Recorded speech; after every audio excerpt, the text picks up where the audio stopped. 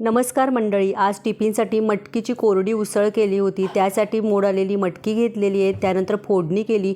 तेलामध्ये मोहरी, जिरे, लसणाच्या काही पाकळ्या आणि हिरवी मिरची स्लाइस करून घातली। लसूण हलकासा सोनेरी होईपर्यंत तळून घेतला। त्यानंतर याच्यामध्ये भरपूर कांदा घालायचा। मटकीच्या भाजीला कांदा जास्त घातला ना की टेस्ट खूप छान येते।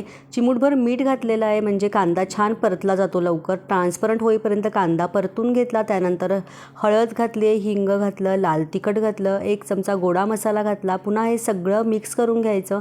त्यानंतर मोड आलेली मटकी याच्यामध्ये घालायची आणि पुन्हा हे सगळं मिक्स करून घ्यायचं।